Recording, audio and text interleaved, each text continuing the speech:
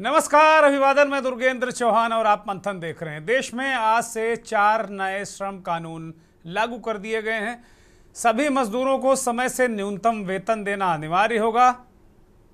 Join करते समय ही job letter देना होगा। पीएफ, ईएसआईसी, बीमा और सामाजिक सुरक्षा देना और महिलाओं को समान काम के लिए समान वेतन देना होगा। फिक्स टर्म चार्ज कर्मचारियों को सिर्फ 1 साल में ग्रेच्युटी का अधिकार होगा।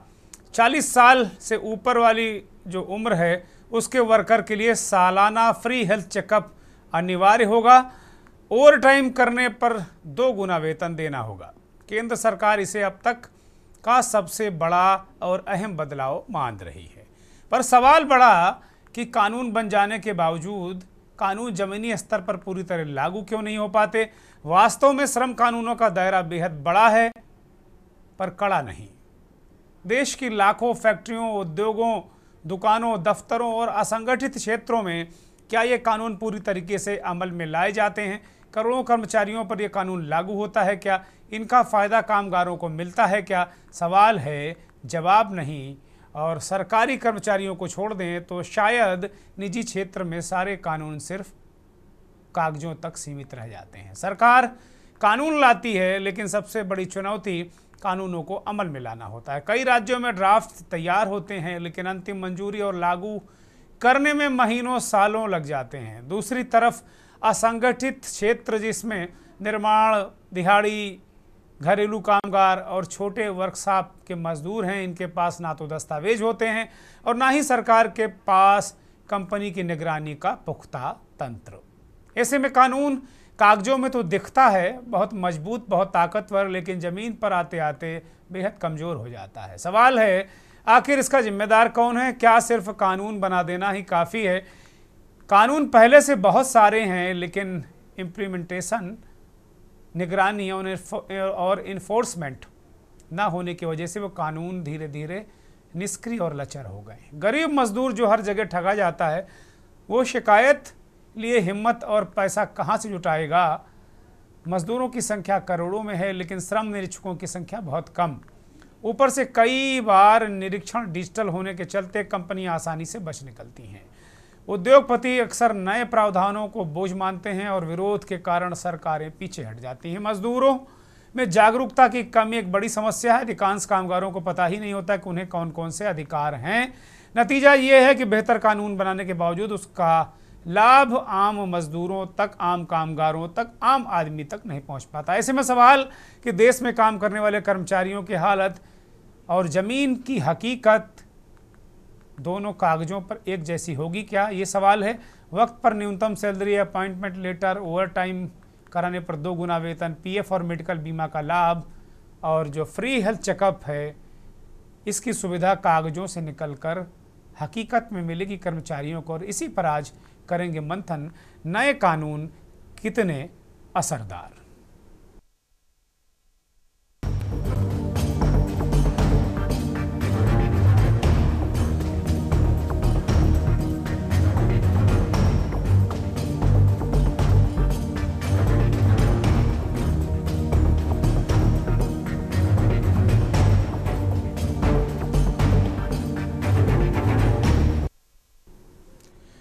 नए कानून को लेकर श्रम मंत्री मनसुख मांडविया ने एक एक्सपोस्ट किया है, वो दिखाया जाए। और इसके अलावा कई जो चीज़ें हैं वो साफ हैं। नए श्रम कानूनों में क्या क्या होगा उसको भी स्पष्ट तौर पर ही दिखाया गया है। मोदी सरकार की गारंटी, हर श्रमिक का सम्मान। आज से देश में नई श्रम संहिताएं लागू हो गई हैं जिससे बहुत राहत मिलेगी। सभी कामगारों को न्यूनतम वेतन, जो हमने अभी पढ़कर आपको सुनाया है कि इस तरीके से चीज़ें होंगी। महिलाओं को एक समान वेतन होगा। 40 करोड़ श्रमिकों को सामाजिक सुरक्षा की गारंटी होगी। 40 साल से अधिक आयु वाले श्रमिकों को सालाना मुफ्त हेल्थ चेकअप होगा। बहुत साधारण मामूली बात है, इसमें कहीं कोई बहुत अब आजकल इस तरह की चीज़ें नहीं होती हैं। बहुत बड़ा ये काम है। लेकिन क्या वास्तव में कामगारों, श्रमिकों के लिए जो लेबर रिफॉर्म्स हैं, क्या ये इसकी शुरुआत माना जाए? असंगठित क्षेत्र में जो ये काम क्या कितना मजबूती से हो पाएगा, ये बहुत बड़ा सवाल है। तो आज इसी पर हम चर्चा करेंगे, इसी पर मंथन करेंगे। मेहमान हमारे साथ जुड़े हैं, मेहमानों को स्क्रीन पर लाया जाए।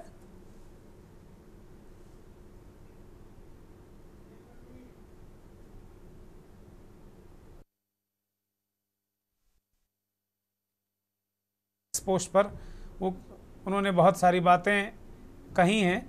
प्रधानमंत्री कहते हैं कि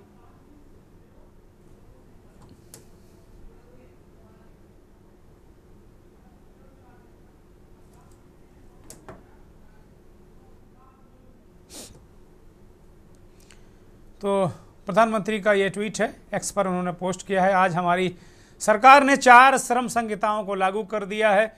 यह आज़ादी के बाद से सबसे व्यापक और प्रगतिशील उन्मुख सुधारों में से एक है। यह हमारे श्रमिकों को अत्यधिक सशक्त बनाता है। यह अनुपालन को भी काफ़ी सरल बनाता है और व्यापार करने में भी आसानी को बढ़ाता है। तो प्रधानमंत्री जी कहते हैं कि ये श्रमिकों का भी फ़ायदा है और व्यापारियों का भी फ़ायदा, दोनों को ये कानून जो है दोनों को आसानी बनाता है। ये बड़ा अद्भुत कानून है। इसका मतलब कि अगर दोनों को लाभकारी है, किसी को कोई दिक्कत नहीं, तो फिर तो प्रधानमंत्री जी को बहुत बधाई और उनकी पूरी कैबिनेट और श्रम मंत्री जी को बहुत बहुत बधाई कि ये अपने आप में बहुत महत्वपूर्ण चीज़ है कि भाई व्यापारी, कारोबारी, उद्यमी, उसको कोई कष्ट नहीं, तकलीफ नहीं और श्रमिकों को उनके अधिकार मिल जाएं, उन श्रमिकों की स्थिति सुधर जाए। तो ये अपने आप में बहुत बड़ा कदम होगा अगर वास्तव में ऐसा है। अगले 1 घंटे तक हम मंथन में चर्चा करेंगे। कई हमारे साथ ऐसे मेहमान होंगे जो श्रम क्षेत्र के धुरंधर हैं। सुखदेव प्रसाद मिश्र जाने माने धुरंधर श्रमिक नेता हैं, पूर्व राष्ट्रीय मंत्री हैं भारतीय मजदूर संघ के। राम गोपाल पुरी पूर्व मंत्री हैं, समाजवादी चिंतक हैं, समाजवादी पार्टी के नेता और काफ़ी भारी भरकम लेबर लीडर भी रहे हैं। प्रभात मिश्रा हमारे साथ जुड़े हैं, प्रदेश अध्यक्ष हैं श्रम विभाग कर्मचारी संघ के। ये 3 हमारे साथ लेबर लीडर जुड़े हुए हैं। दीप्ति सिंह सुप्रीम कोर्ट की अधिवक्ता हैं, श्रम मामलों की अच्छी खासी जानकार हैं। शरद कोहली आर्थिक विश्लेषक, देश के जाने माने ख्यातिलब्ध विश्लेषक हैं, हमारे साथ जुड़े हुए हैं। प्रोफेसर श्री राम खन्ना भी इकोनॉमिस्ट हैं और मनोज पंडित भारतीय जनता पार्टी के नेता हैं। इतने सारे मेहमानों के साथ ये कार्यक्रम, बहुत धन्यवाद, बहुत आभार, सभी मेहमानों का बहुत स्वागत। सीधे तौर पर सुखदेव प्रसाद मिश्रा की तरफ मैं रुख करूंगा। सुखदेव जी बहुत ही पुराने लेबर लीडर हैं, भारतीय मजदूर संघ को वो लंबे समय तक उसके नेता रहे और अभी भी भारतीय मजदूर संघ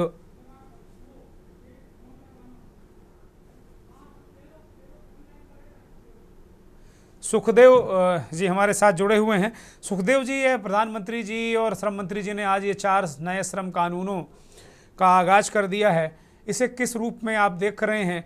प्रधानमंत्री जी का कथन ये है कि ये श्रमिकों के लिए भी बहुत, उनके अधिकारों के लिए ये श्रम संहिताएं जो उन्होंने लागू की हैं, ये क्रांतिकारी कदम है आज़ादी के बाद, और वो करें व्यापारियों, कारोबारियों के लिए भी बहुत सुखद होगा।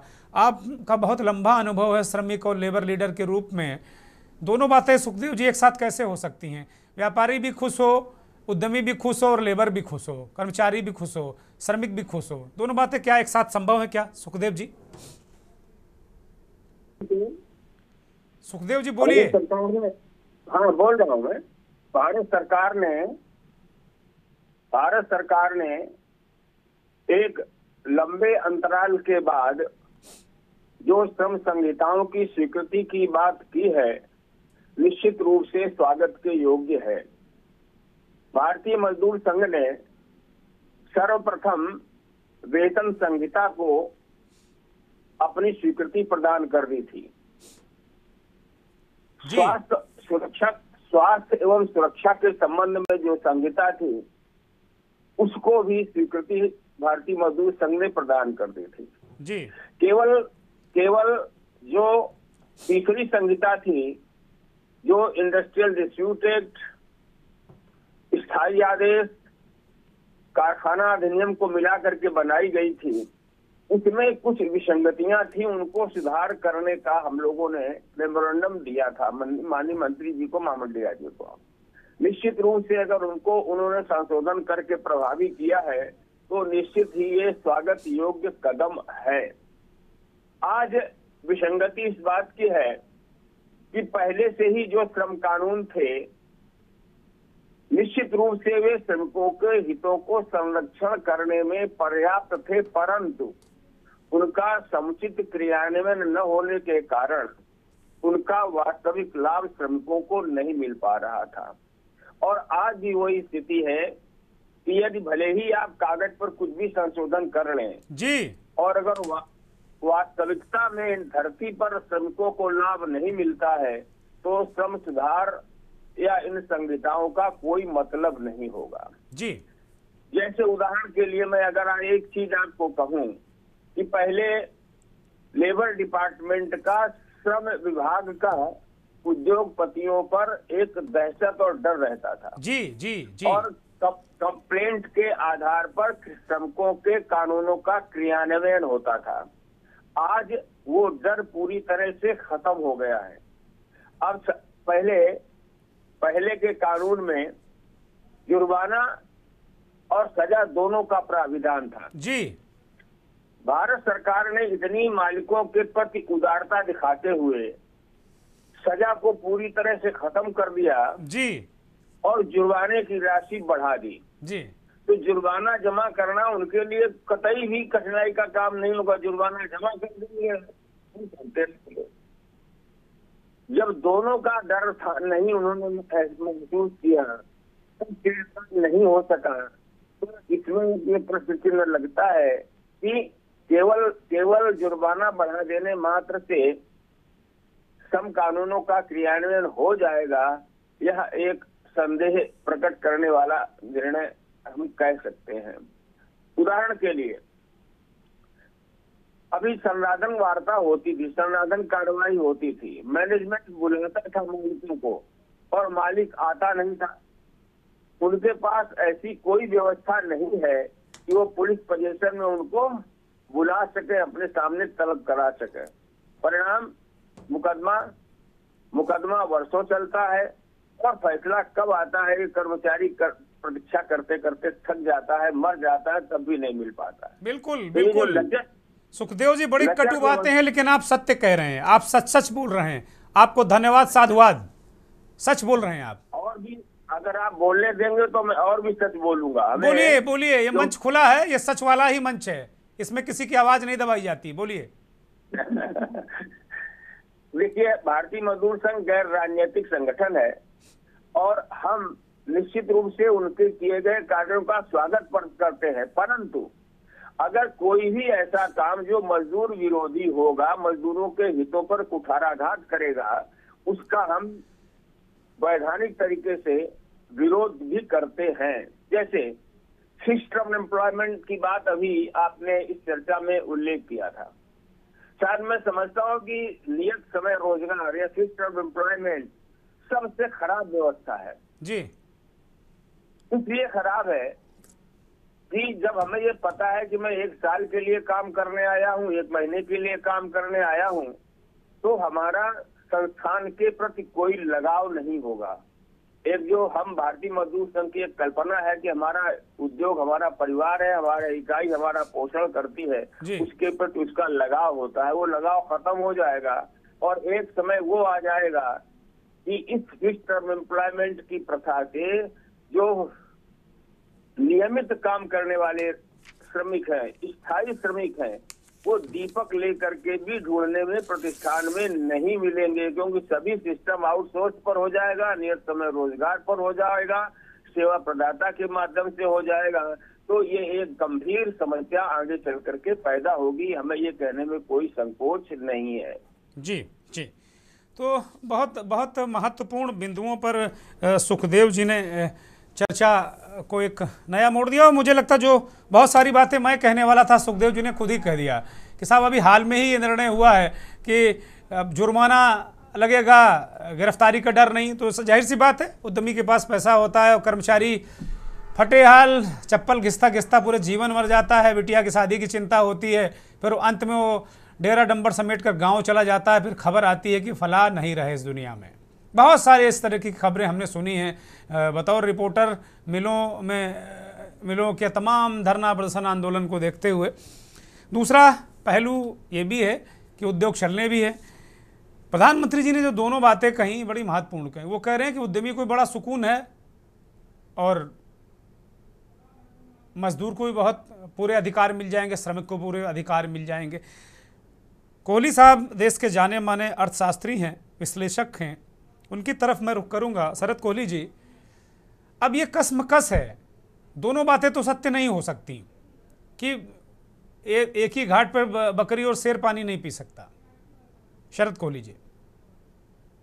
नमस्कार दुर्गेंद्र, मेरे सभी सह पैनलिस्ट नमस्कार और जी। के न्यूज के सभी दर्शकों को मेरा अभिनंदन। आपने बड़ी पते की बात करी, एक बैलेंस बनाया जा सकता है। आपने जो बात करी उसका मैं सरल जवाब दूं तो एक बैलेंस ही बनाया जा सकता है कि कुछ हद तक जो मजदूर हैं, जो कामकाजी लोग हैं, जिनकी गिनती मेरे अनुमान के हिसाब से आज करीब 50 करोड़ के आसपास है, छोटे बड़े उद्योग मिला लें, छोटे बिजनेसेस मिला लें, एमएसएमईज मिला लें, सबको जोड़ लें तो मेरे हिसाब से करीब 50 करोड़ है, क्योंकि आज हमारी जनसंख्या ही 142-145 करोड़ हो चुकी है।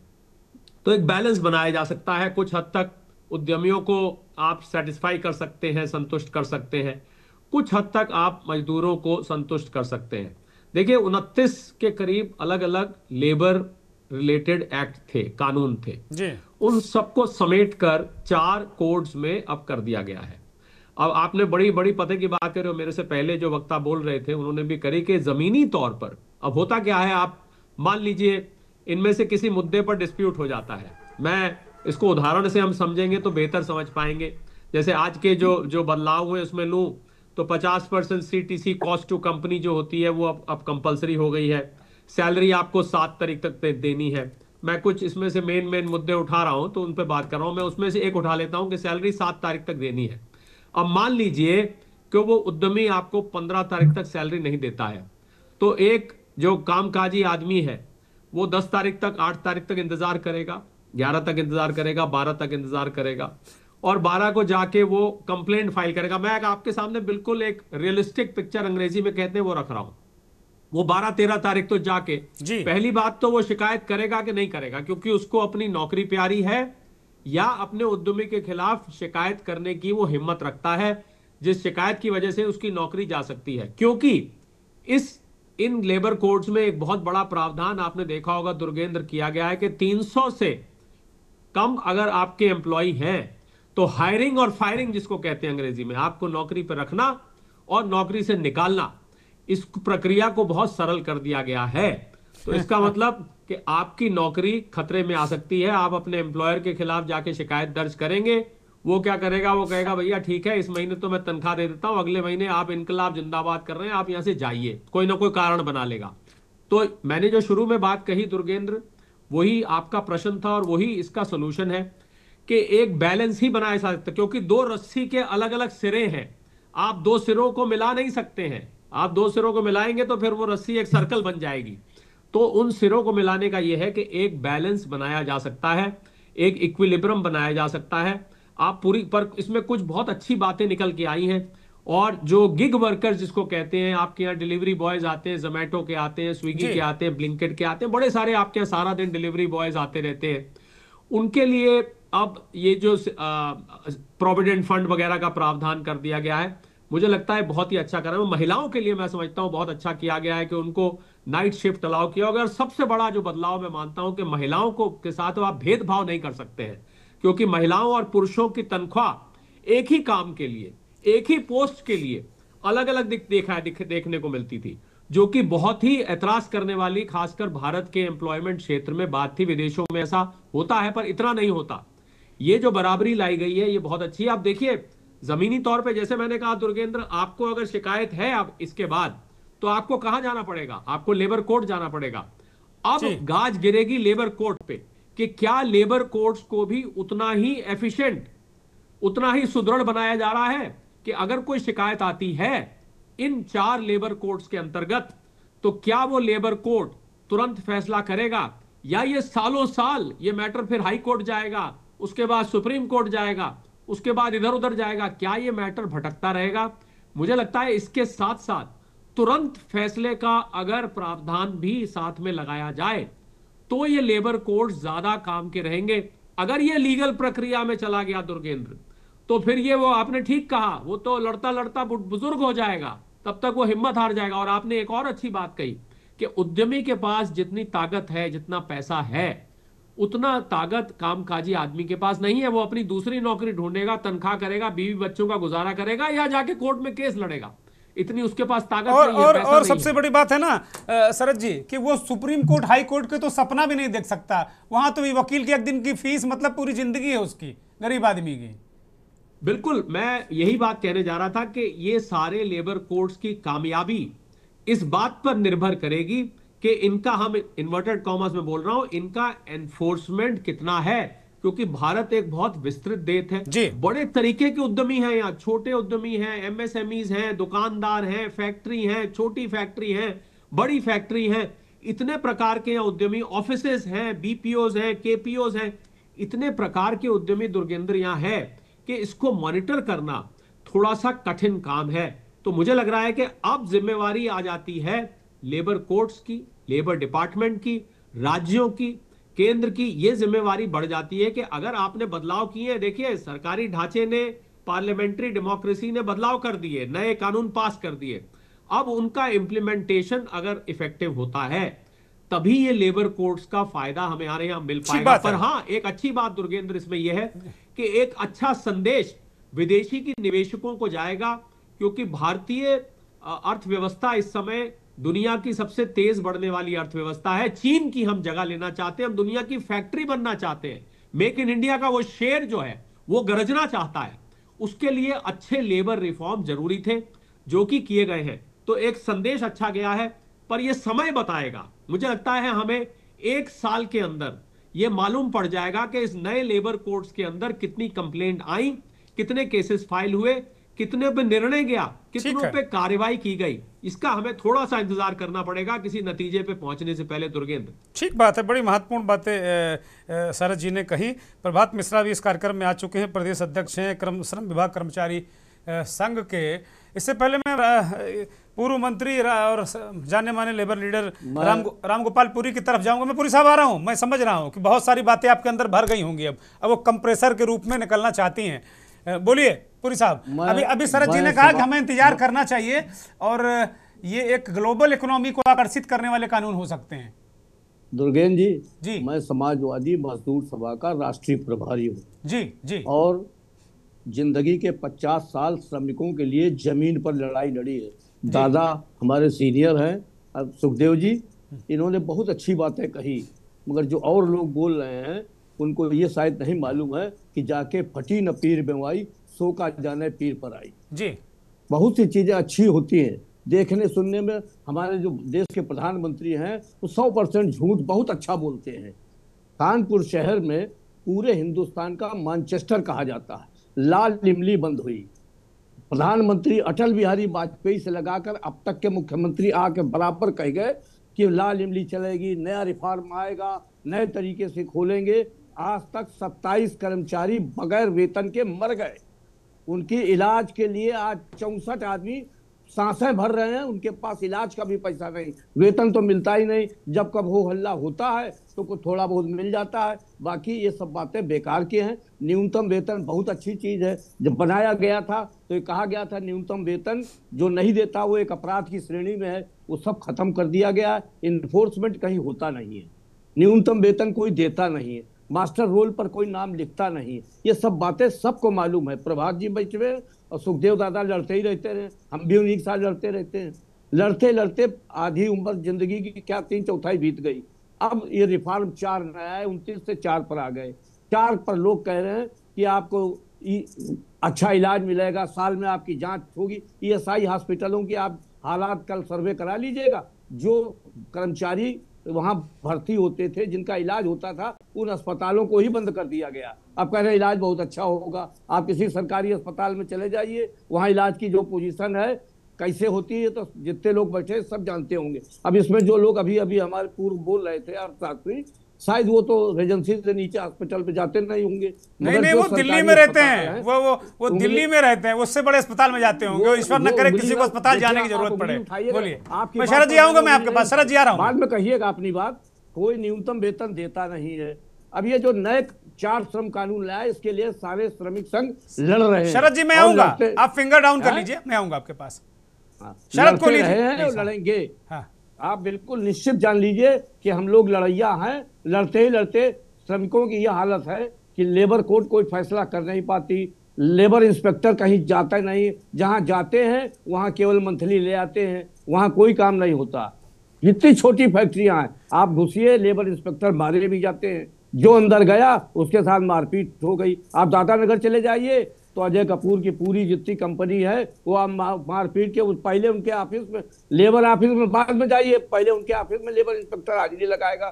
तो ये सब, अब चाहे उन्होंने कहा रात में महिलाओं का बड़ा इंतजाम होगा, बड़ी सुरक्षा होगी, आज तक सुरक्षा तो हमें कहीं महिलाओं की दिख नहीं रही। जो सरकारी आंकड़े हैं उसमें रेप के, जो नाइट रेप होते हैं उनके केसेस की संख्या बढ़ा रही। ठीक है। ये हम नहीं कह रहे हैं, ये भारतीय शोध संस्थान कह रहा है, जो सरकार की कंपनियां हैं वही सब कह रही। दादा ने एक बात बहुत अच्छी कही, मगर दादा की एक मजबूरी है कि जब जब इस देश में लड़ाई की कोई बात आती है, पूरा संगठन, पूरे देश का लेबर विभाग छुट पूरी सर, बस सर भैया 1 मिनट हमें कह लेने दो अपनी बात। अरे ये लाल इमली बंद कब हुई? लाल इमली 18 साल हो गए जी, 18 साल हो गए भैया। ठीक है, ठीक है, ठीक है, हाँ? ठीक है, ठीक है। अब हम थोड़ा इस पे ब्रॉड लेवल पे पूरी साहब बात कर रहे हैं, देश के लेवल पे बात कर रहे हैं। ठीक है, कानपुर भी एक बहुत बड़ा शहर है उत्तर प्रदेश का। उत्तर प्रदेश का नहीं, पूरे देश के लाल इमली मशहूर चीज थी। दादा जब कभी भी, दादा की एक मजबूरी है कि वो जिस दल से जुड़े हैं, जो कहते राजनीतिक है कि हम पर राजनीतिक दल है, यही आरएसएस भी कहता है कि हमारा भाजपा से कोई मतलब नहीं।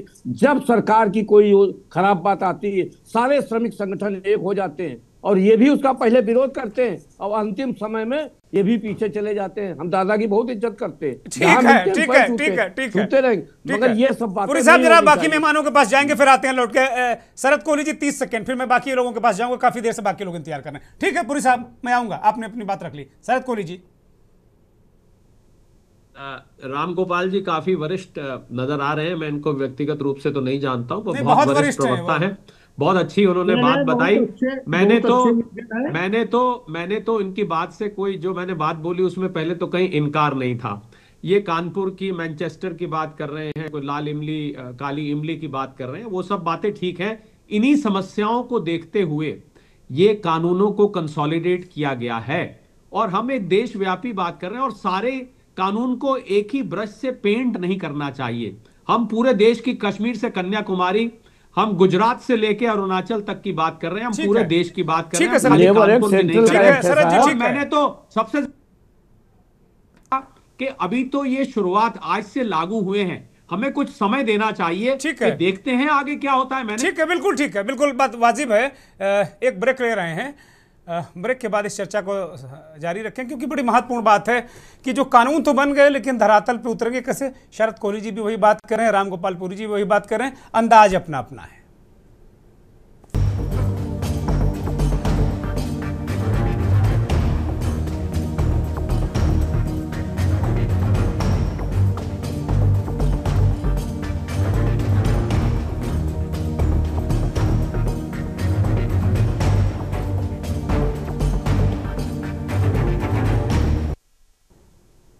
उन 30 श्रम कानूनों को ख़त्म करके 4 ऐसे संहिताएं बनाई गई हैं जो वास्तव में जो निवेशक हैं, विदेशी निवेशक हैं, उनको आकर्षित करने के लिए है कि भाई यहाँ पर बहुत अनरेस्ट नहीं है और अच्छे तरीके से काम होगा। और प्रधानमंत्री जी कह रहे हैं कि इसमें कर्मयोगी को भी राहत और जो एम्प्लॉयर है उसको भी राहत, बैलेंस हो सकता है, लेकिन दोनों बातें एक साथ हो नहीं सकती। ब्रेक से पहले हम लोगों ने इसी बात पर चर्चा की। दीप्ति सिंह वरिष्ठ अधिवक्ता हैं सुप्रीम कोर्ट के। दीप्ति सिंह, ये इस तरीके के जो मसले हैं, लीगल तौर पर अगर कोई व्यक्ति पीड़ित हो जाता है तो लेबर कोर्ट में लड़ते लड़ते लड़ते उसकी ज़िंदगी बीत जाती है। कानूनी लेबर को, कर्मचारी को, श्रमिक को कानूनी प्रोटेक्शन, सामाजिक सुरक्षा है तो लीगल, संवैधानिक सुरक्षा, कानूनी सुरक्षा, ये कैसे सुनिश्चित होगी? ठीक है बात। दीप्ति सिंह अनम्यूट करिए जी। आ रही है भी? हाँ बोलिए दीप्ति जी। देखिए, सबसे बड़ी बात है कि ये जो कानून जिनके लिए बन रहा है, ये कानून क्या उन तक ये बात पहुंची है? क्योंकि सबसे बड़ी आवाज आ रही है ना? हाँ बोलिए, और बाकी लोग माइक को ऑफ कर लें, डिस्टरबेंस हो रहा है, प्लीज बोलिए दीप्ति। जी। तो सबसे बड़ी विडंबना जो हमारे देश की है वो ये है कि जब जब जिसके लिए भी कानून बनाए जाते हैं वहां तक ये कानून पहुंचने में या तो समय बहुत साल का लग जाता है या उनको पता ही नहीं है। क्योंकि हम बात कर रहे हैं श्रमिकों की, और हम सारे जो विद्वजन बैठे हैं ये सब हम लोग कहीं ना कहीं कोई नेता है या मुखर रूप से अपनी बातों को समझते हैं या करते हैं।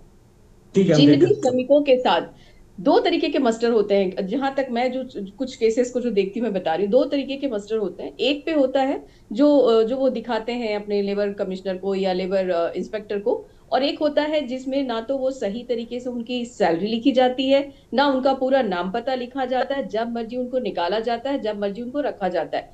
तो ये जो 40 करोड़ आबादी के सोशल सिक्योरिटी की बात की जा रही है, पहले भी की गई है, ऐसा नहीं है कि पहले मजदूरों के लिए कोई कानून व्यवस्था नहीं था। हाँ, लेकिन आज जो समझ में मुझे आ रही है ये बात की जो हमारे प्रधानमंत्री जी ये दे रहे हैं लोगों को सौगात के रूप में कि 4 बड़े मुख्य कानून बदल दिए जा रहे हैं, सबसे बड़ी बात है इसमें कि इंस्पेक्ट करने की जरूरत है कि इन कानूनों को जिनके लिए बदला गया क्या उनको पता है। क्योंकि जब वो नौकरी करने के लिए जाते हैं तो उनके जो एम्प्लॉयर होते हैं वो उनके सामने कुछ शर्त रखते हैं कि तुमसे हम साइन इतने पे कराएंगे पर तुम्हें मिला करेगा इतना। अब क्योंकि इस बार पहले ही 50% का इन्होंने ये दे दिया है कि आपका कॉस्ट टू कंपनी होगा, अब राहत ये है कंपनियों को और भी ज्यादा दे दिया कि आपको 50% का ये भी हिसाब रखना है। जब मजदूर छोड़कर जाएगा तब आप उसकी बाकी हिसाब करके देख लेना, वो होता रहेगा। लेकिन सबसे बड़ी बात है कि मजदूरों को कभी पता ही नहीं चलता कि उनके राइट्स क्या, और अगर पता है भी तो वो फाइट नहीं कर पाते क्योंकि उनके लिए उनकी नौकरी बहुत मैटर करता है। उनको ये लगता है कि मैंने अगर आवाज उठाई तो मुझे, जैसे बात अभी चर्चा में मैं सुन भी रही थी कि उनकी नौकरी हमेशा खतरे में ही रहती है। अब था कि 5 साल में ग्रेजुएटी था तो अभी चलो 1 साल में मिलने लग गया, कुछ अच्छी बात है। लेकिन इन बातों को कितने हद तक लागू किया गया है या इसके फायदे मिल पाएंगे, सबसे ज्यादा इसके अंदर एक जो विजनरी होना चाहिए या एक इसके ऊपर आईज रखने की जरूरत है, जिसको कि वो बिल्कुल पल पल की खबर या पल पल की इसके ऊपर नजर रखे कि इन मजदूरों की, जिसके ऊपर ये भारत देश इकोनॉमी के नाम पे ये कहा जा रहा है कि विश्व में उभरता हुआ इकोनॉमी हमारे देश का है, इन्हीं मजदूरों के दम पे कहा जा रहा है। पर ये मजदूर कितने सुरक्षित हैं, इनकी आर्थिक नीतियां इनको कितनी पता है या कितना ये अपने लिए फाइट कर सकते हैं। इक्के दुक्के केस पहुंचते हैं लेबर कोर्ट में, जैसा आप लोग कह रहे थे, पर इस लेबर कोर्ट में ये दम तोड़ जाते हैं। रीजन ये है कि out of the court settlement की बात होती है, फिर एक आवाज जो उठी थी वो दबा दी जाती है। वहां अब पैसे में बहुत दम है। मजदूर के जो कोर्ट बने हैं वहां कोर्ट के हालात आप जाकर देखिए, वो उन्हीं की तरह लचर है, उनकी व्यवस्थाएं ढीली है। एक केस फाइल करिए, 1.5-2 महीने तक डेट नहीं आता, उसके बाद जब डेट भी आए तो एम्प्लॉयर को तो आने की कभी जरूरत नहीं है, उनके कोई मैनेजर आ जाएंगे या उनके लॉयर आएंगे और लीपापोती शुरू हो जाती है। तो जितने भी कानून बना लिए जाए, हम लॉयर्स की नजर से देखिए तो मजदूरों की कभी भी कोई सिक्योरिटी हो ही नहीं सकती, क्योंकि जो सबसे ज्यादा कमजोरी है कि आज उनको घर चलाना है। इतने पढ़े लिखे होते नहीं कि उनको ये है कि मैं छोड़ के जाऊंगा तो कहीं और मिल जाएगी नौकरी। अब इस डर में वो जो भी सामने एम्प्लॉयर उनका कहता है वो समझौता कर लेते हैं। ये सारी किताबें जो लिखी जाती हैं कानून की, ये किताबें बंद हो जाती हैं, और जो हमारा जो प्रैक्टिकल लाइफ है एकदम डिफरेंट है। जिसको कि एक मजदूर से अगर आप पूछिएगा कि तुमको तुम्हारे 5 राइट्स बताओ, तुम्हारे अधिकार बताओ, उसको कुछ नहीं पता है। उसको सिर्फ इतना पता है जी ओवर टाइम किया था, इतना पैसा मिलना चाहिए, लेकिन एम्प्लॉयर कह रहा है कि इसमें इतना ही देंगे, करना है तो बताओ, नहीं तो तुम्हारा ओवर टाइम भी तुम्हारे लिए हम नहीं रखेंगे। और इसके पीछे पहले भी काफी बवाल हुआ था कि ओवर टाइम को लेकर भी यहाँ पे काफी सारे जो हमारे वेजेस थे मिनिमम, वो भी कहीं इधर उधर हो गए और अब एम्प्लॉयर के हाथ में दे दी गई हैं। तो मेरी नजर से या कानून की नजर से इनको अगर हम लोग देखते हैं तो चीजें किताबों में है, बहुत अच्छी लगती हैं पढ़ने के लिए कथाओं की तरह, लेकिन एग्जीक्यूशन प्रैक्टिकली कितना पॉसिबल है ये देखने वाली बात होती है। हमारे यहाँ कोई भी ऐसा सिस्टम नहीं है जो ऐसे कानून को बनने के बाद उसको चेक करे कि ये सारी चीजें लागू हुई हैं तो किस हद तक हुई हैं। छटनी आज भी वैसे ही हालात में हो रही है, निकाले वैसे ही जाते हैं, कुछ किया नहीं गलती के निकाल दिए गए, उसको नोटिस पे नोटिस, उसके ऊपर रिकवरी डाल दिए जाते हैं। बहुत सारी ऐसी चीजें हैं जो भारत में मजदूरों, जी मैं कंप्लीट कर लेती हूँ अपनी बात, फिर आप बात कर लीजिएगा। तो मजदूर कितने सुरक्षित हैं ये देखने की बात है। और मुझे लगता है कानून जितनी मर्जी बना लीजिए, पर इन कानूनों का क्रियान्वयन कितने हद तक प्रैक्टिकली की जा रही है, कंपनियां इसको फॉलो कर रही हैं, सब लीस्ट बॉदर्ड है हमारे यहाँ। और कोई भी नहीं देखने जाते कि ये जो कानून बने हैं वास्तव में इसके ऊपर किस हद तक कंपनियां काम कर रही हैं और कितने रूल फॉलो किए जा रहे हैं। जी अब आप बात तो करें। मनोज पंडित, अभी दीप्ति जी कह रहे हैं कि किताबों में मौसम गुलाबी है, हकीकत तो बड़ी खराबी है, बहुत हालत खराब है। दीप्ति जी कह रहे थे कि वो बेचारा मजदूर, उसको कुछ नहीं पता। हमारे जैसे लोगों को नहीं पता है, हम इतने वर्षों से पत्रकारिता कर रहे हैं, हमारे अधिकार, क्योंकि हम भी एक लेबर हैं, हम भी श्रमिक हैं, हमें नहीं पता कि हमारे क्या अधिकार हैं। हमें अपने पीएफ का यूएन कोड जनरेट करने में 3 साल लग गए, अभी 1 महीने में पहले मैं जनरेट करा पाया हूं, खोपड़ी बल खड़े होके। अगर भविष्य निधि संगठन के कार्यालय में आप चले जाइए तो वो बिल्कुल ऐसे ट्रीट करते हैं, दुत्कारते हैं, लग रहा कि वो बिल्कुल, वो भी कर्मचारी हैं, वो भी लेबर हैं, लेकिन वो सरकारी लेबर हैं, इतना अंतर है। तो ये हालत है। और बड़ी बड़ी बातें कि साहब अब ये ऑनलाइन हो गया, अब एटीएम बन गया, अब ये हो गया, लेबर अब एटीएम से पैसा निकाल लेगा। अरे साहब इतना सरल थोड़ी है। मौसम पता नहीं कौन सा चश्मा आप लोग लगाते हैं। शिकायत करके देखिए उनके पोर्टल पे, शिकायत की कभी सुनवाई नहीं होती। कुछ नहीं, 10 शिकायतें कर चुका हूं मैं, 10 शिकायतें कर चुका हूं। वो अपने आप ही मेरे मोबाइल पर आ जाता कि आपकी समस्या का हल कर दिया गया, कोई समस्या हल नहीं होती। बोलिए मनोज जी। दुर्गेंद्र जी, युग बदल रहा है, भारत बदल रहा है, ठीक है, आप भी बदल जाइए। आप देखिए, ये पूर्व मंत्री जी समाजवादी पहाड़ा याद करके आए थे, उन्होंने अपना पहाड़ा सुना दिया।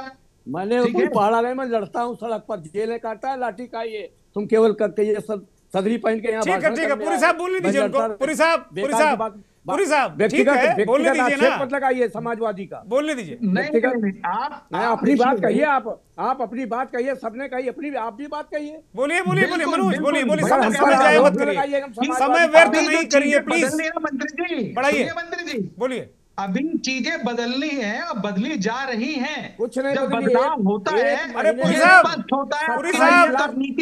राम गोपाल पुरी जी बोलने दीजिए भाई, बोलने दीजिए, चर्चा बढ़ाने दीजिए। बहुत धैर्य से सुन रहे थे, बोलने दीजिए मनोज। मैं आपके बीच में नहीं बोला मनोज, बोलिए। मैं आपके बीच में नहीं बोला, आपने अपनी बात रखी, मैं एक बार नहीं, सब नहीं बोला, पर लेकिन मैं आपसे कहता हूं कि आप समाजवादी पार्टी का ओढ़ना छोड़कर कम से कम मुझे मेरी बात रखने का मौका तो दीजिए ना। मैंने कहा आपको रोक दिया भाई, तो रख पाऊं। नहीं तो आप पार्टी को क्यों शामिल कर रहे हैं? मजदूरों की बात हो रही है, मजदूरों की बात करिए।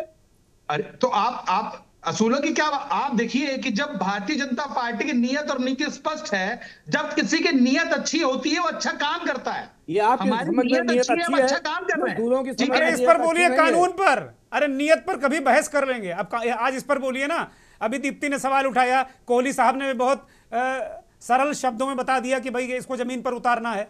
बोलिए। देखिए दुर्गेश जी, जब कानून बना है तो इसको जमीन पर उतारना भी है। आज पहला दिन है, आज चीजें हैं, आज से लागू हुआ है कानून, और जब आज के बाद चीजें चलेंगी और इसमें अगर कोई गुंजाइश रहेगी अमेंडमेंट करने की तो सरकार वो भी करेगी। इससे ये स्पष्ट होता है कि हमारी नियत और हमारी नीति पर कोई सवाल नहीं। हमारी नियत है कि हम अपने देश, हम अगर भारत की तरक्की करनी है आपको, तो ऐसे ये जो श्रमिक हैं, जो आप एम्प्लॉय हैं, बहुत सारे 40 करोड़ 50 करोड़ लोग देश में एम्प्लॉइज, अगर एम्प्लॉय को प्रॉपर तरीके से उसका वेतन, उसके जीवन स्तर में आप अगर बढ़ोतरी नहीं करेंगे तो कैसे काम चलेगा? अगर आदमी जिंदगी की जद्दोजहद में लगा रहेगा तो वो उसका ध्यान उसके काम में रह ही नहीं सकता। तो ये सरकार की नियत है स्पष्ट। आप देखिए कि मंदिर के पुजारी थे या कहीं और जहां काम चलता, देश के प्रधानमंत्री जाके उनके पैर धोते थे, स्पेशल उनसे मिलते थे। तो जो भावना है वो भावना ये है कि जो लोग हैं, जो काम कर रहे हैं, ठीक है, पहले क्या हुआ, सुखदेव जी ने क्या देखा या मंत्री जी ने क्या देखा, पर आज की परिस्थिति में जमीन आसमान का फर्क है। भारत बदल रहा है और बदल रहा है, उस बदलाव में काम हो रहा है। दुर्गेंद्र जी ठीक है। श्रीराम जी की तरफ जाएंगे। भी प्रभात जी मुस्कुरा रहे हैं, काफी कुछ बारूद इन्होंने इकट्ठा कर रखा होगा। मैं आऊंगा प्रभात जी आपके पास। हमारे साथ इकोनॉमिस्ट हैं श्रीराम खन्ना जी। खन्ना साहब, अभी कोहली साहब ने बड़ी बढ़िया बात की कि जो विश्व का निवेश है इस तरीके की चीजों से हमारी तरफ आकर्षित होगा। खन्ना साहब देखिए, हर उद्योग, छोटा बड़ा मझला माइक्रो कॉटेज, जिसमें कामदार है, वो मेहनत करता है, तो उस बिजनेस का प्रॉफिट बनता है जी और इतनी पैसे की कमाई होती है कि फैक्ट्री का, दफ्तर का किराया दिया जा सके, एम्प्लॉयज की तनख्वाह दी जा सके, बिजली पानी का खर्चा दिया जा सके, और बाकी जो इन्वेस्टमेंट है मशीनों वगैरह का वो किया जा सके। तो ये हर एंटरप्राइज का जो दिल है वो मजदूर है। और अब देखिए पिछले कुछ सालों से जो मोदी जी की सरकार जो है, वो जो हनुमान चालीसा पढ़ रही थी वो थी ease of business, ease of business, ease of business. और जो कानून थे लेबर को प्रोटेक्ट करने वाले, उसमें जहां जहां जेल थी उन्होंने निकाल के फाइन कर दिया। ठीक है, अच्छा कर दिया आपने, हम भी नहीं चाहते कि कोई बिजनेसमैन जेल में जावे। परंतु जब ये इस समय आज के इस घोषणा ने ये दिखाया है कि अब Hanuman Chalisa ease of doing business का वो पीछे रह गया है, और अब लेबर के वेलफेयर के लिए क्या होना चाहिए उसकी कहानी शुरू हो गई है। सबसे पहले मैं इसका स्वागत करता हूं, क्योंकि ये चेंज है, change for the better, change for the worker, और ये जरूरी है जी। सवाल ये है कि पास्ट में लेबर कानून बड़ी मुश्किल से इम्प्लीमेंट होते हैं। अभी मैडम बता रही थी, लेबर कोर्ट में जाके देखिए, एक एक लेबर डिस्प्यूट है, कई कई साल चलता है, और अल्टीमेटली एक साइड कमजोर होती है और एक साइड कमजोर नहीं होती है, तो कॉम्प्रोमाइज करना पड़ता है मजबूरी में। तो वहां पर मजदूर के जो राइट्स हैं वो प्रोटेक्ट होना बड़ा मुश्किल है, क्योंकि जो फाइट है वो अनइवन है। परंतु ये जो कानून आए हैं, हमारे को अब देखना चाहिए कि इनकी इम्प्लीमेंटेशन कैसे होगी। क्या हम डंडे के जोर पे करेंगे या गुडविल से हो सकता है। और मैं ये चाहूंगा कि सारे मामले जो हैं कचहरी लेबर कोर्ट में जाने से पहले उन पर मीडिएशन हो, मध्यस्थता हो, कि कोई भी मजदूर है उसके जहां पर वो काम कर रहा है उसके इलाके में एक मध्यस्थता सेंटर, मीडिएशन एक्ट पास हुआ है 2023 का, उसमें एक कानून बन गया है, और सुप्रीम कोर्ट ने भी कहा है कि कचहरी में जाने से पहले मध्यस्थता होनी जरूरी है। और ये मध्यस्थता के जो केंद्र हैं, यदि ये बनेंगे देश भर में, तो उसमें सभी तरह के कानूनों के झगड़े जाएंगे, लेबर कानून के भी जाएंगे, और अगर वो मीडिएशन में गुडविल के साथ सेटल हो जाते हैं तो कचहरी में जाने की जरूरत नहीं होगी। परंतु एक और चीज जरूरी है, जो वर्कर है उसको लड़ाई का एटीट्यूड से काम नहीं करना चाहिए कि मुझे मालिक से लड़ना है। ये दुश्मन नहीं है, वो आपका दोस्त है, वो आपको रोटी दे रहा है, आप उससे दोस्ती करिए, आप उसके जो गोल्स हैं, बिजनेस के ध्येय जो है उसमें सहयोग करिए, और तन मन धन से आप उसमें उसके काम में हाथ बटाइए। ठीक है, और उसको शिकायत का मौका मत दीजिए।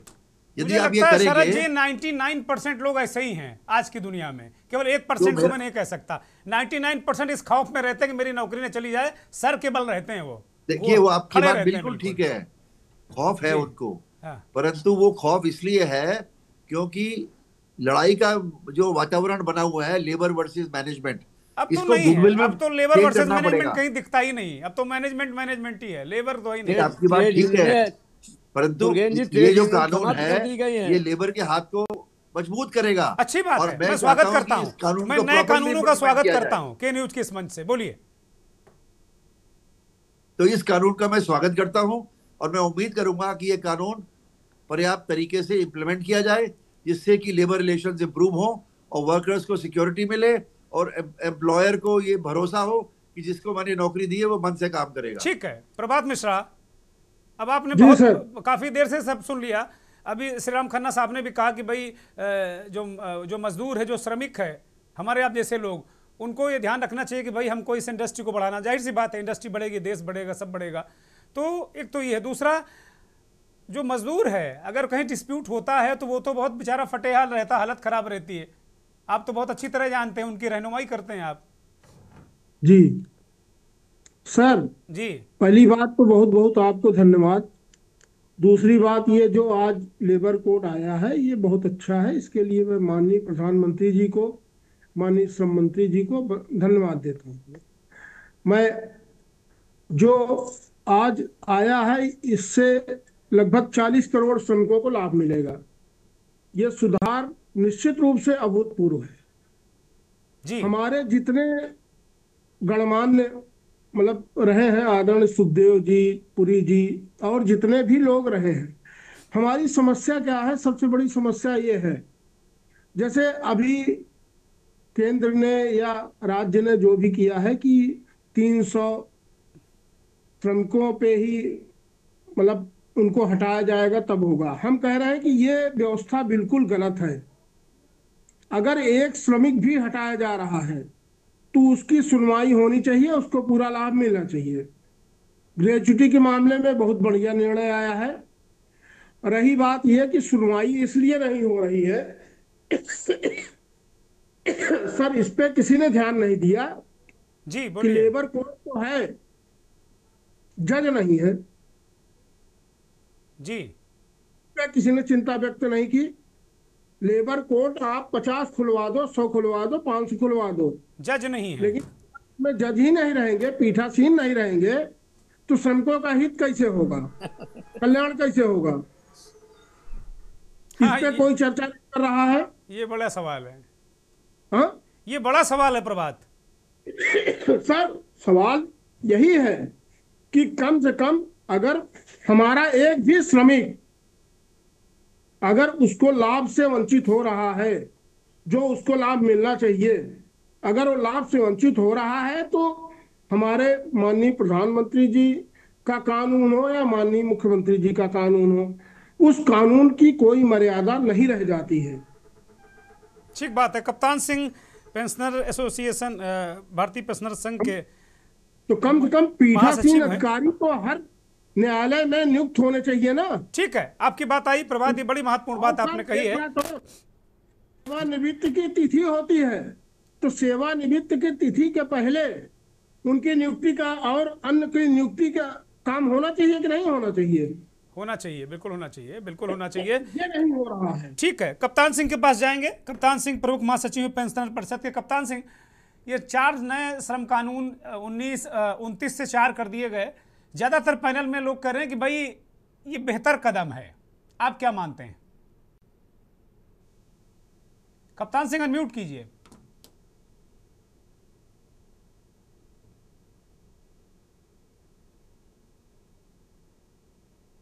कप्तान सिंह आप ऑडिबल नहीं है, प्लीज।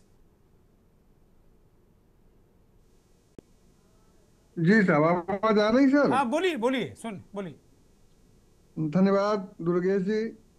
आप ही भारत सरकार की जो निर्णय लिया है कि नए श्रमिक कानून बनाए गए हैं, इसमें संगठित और असंगठित ये लोगों का पंजीकरण सबका हो जाना चाहिए लेबर एक्ट में, जिससे असंगठित क्षेत्र में भी लोगों को इसका लाभ मिल सके। और ईपीएफ कटौती मस्ट है।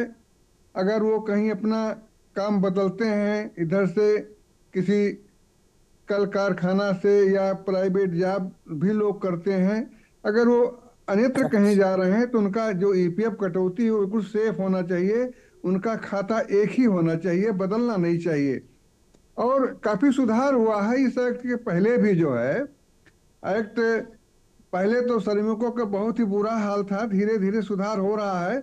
और इस कानून के बन जाने से सही तरीके से अगर लेबर एक्ट कानून का लागू होगा तो सभी हमारे जो श्रमिक भाई हैं उनका कल्याण होगा। बस यही है कि किस तरीके से इसको लागू किया जाए। इम्प्लीमेंटेशन की जो स्थिति है वो बेहतर से बेहतर गवर्नमेंट को करना पड़ेगा, क्योंकि अगर केवल कागज पर ये एक्ट बनेगा तो लोग फिर वैसे पीड़ित होंगे।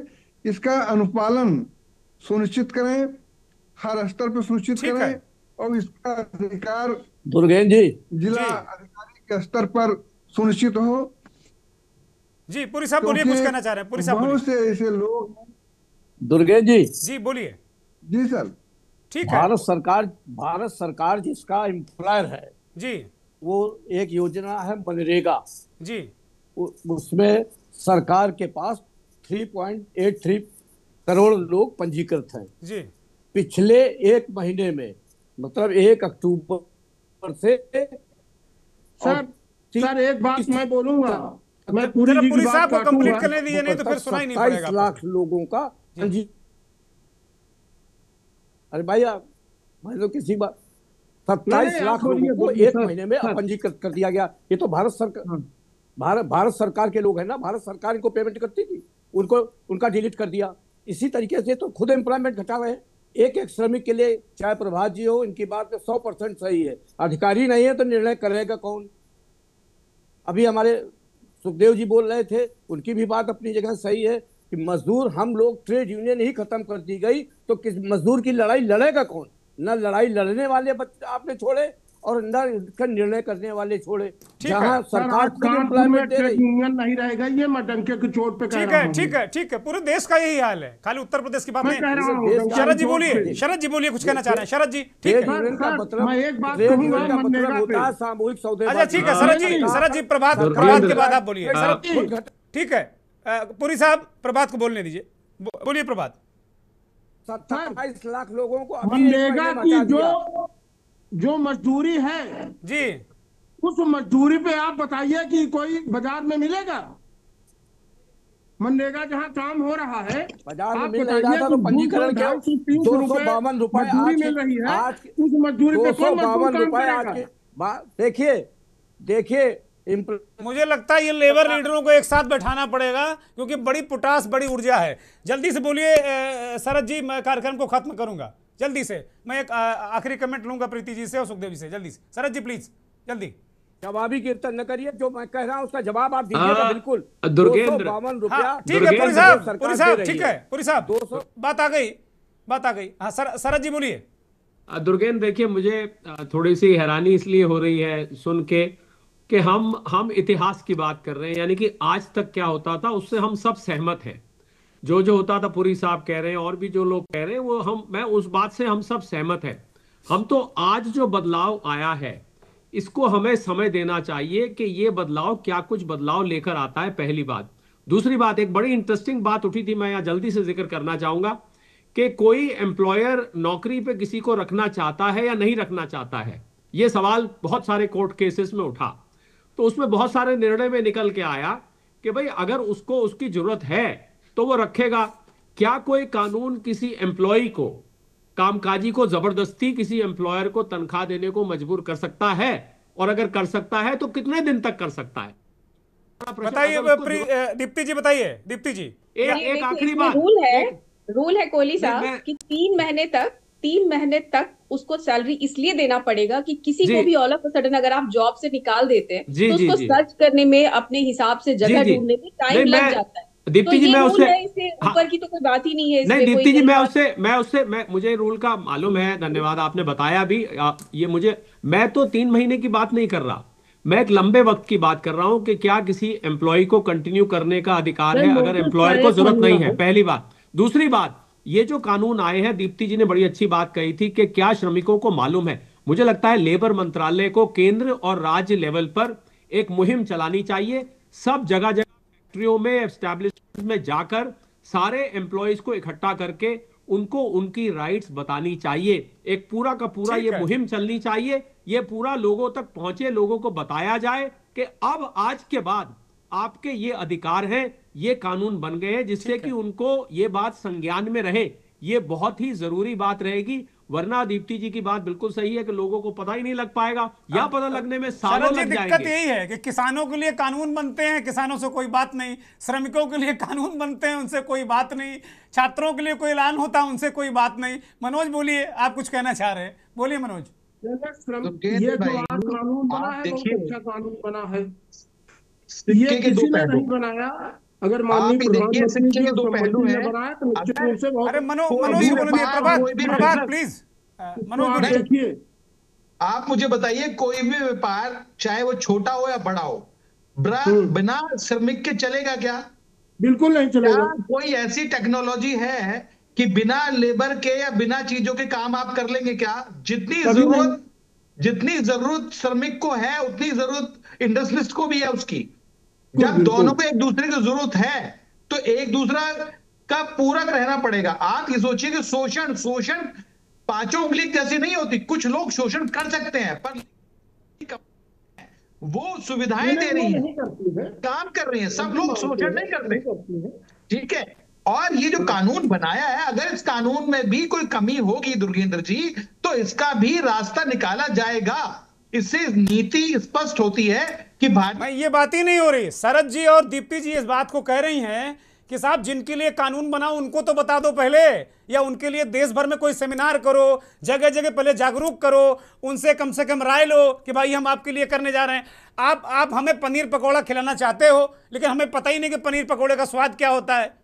हमें प्याज आलू पसंद है, हमें आलू के पकौड़े पसंद है, आप करो पनीर खा लो, कैसे चलेगा भाई काम?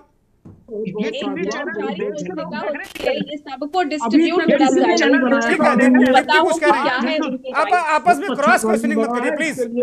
दीप्ति बोलिए, क्या करें दीप्ति? मैं कह रही हूँ कि हर एक, जैसे हम एम्प्लॉय होते हैं गवर्नमेंट के या कोई अच्छे बड़े कॉर्पोरेट्स में, तो हमारे एक बुकलेट्स होते हैं जिसमें हमारे राइट्स, हमारे सारी चीजें पता होती हैं कि हम किनको कहाँ कब कैसे कंप्लेन कर सकते हैं, हमें कब कितने दिन जॉब करने के बाद हमें हमारा प्रोविडेंट फंड मिल पाएगा।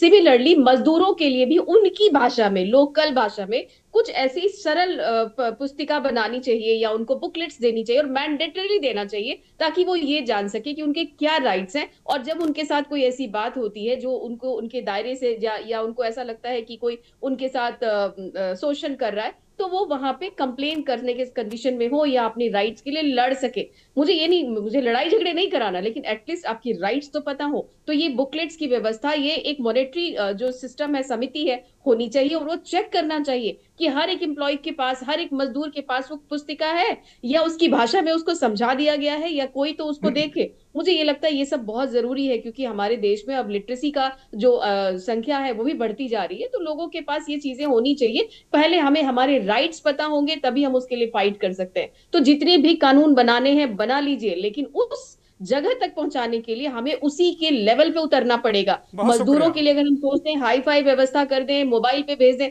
नहीं है उनके पास मोबाइल, वो 100 रुपए 200 रुपए वाले सेकंड हैंड फोन पे जीते हैं। तो ये बहुत इंपॉर्टेंट है कि उन तक ये बात कैसे पहुंचाई जाए। ये जो आज हम टीवी पे बैठकर बात कर रहे हैं, वो मजदूर उनके लेवल पे जाइए और वहां तक उस बात को, उस संदेशा को बहुत बहुत शुक्रिया सभी मेहमानों का, बहुत शुक्रिया दीप्ति जी, शरद जी, श्रीराम जी, मनोज जी और सुखदेव प्रसाद जी, रामगोपालपुरी जी, प्रभात मिश्रा जी। बहुत सारे दर्शकों का आभार और उम्मीद है कि बहुत सारे मजदूर भाई इस कार्यक्रम को देख रहे होंगे। तो सरकार ने उनके लिए अच्छे कानून बना दिए, लेकिन उनको नहीं पता है। दीप्ति जी कह रहे हैं जब आपको राइट पता होंगे तभी आप फाइट कर पाएंगे। ये बड़ा महत्वपूर्ण है कि राइट तभी फाइट करनी नहीं है, लेकिन आपको अपने अधिकार पता होने चाहिए। तो मजदूरों के लिए अगर कोई काम हो रहा है तो उनको पता होना चाहिए। नमस्कार।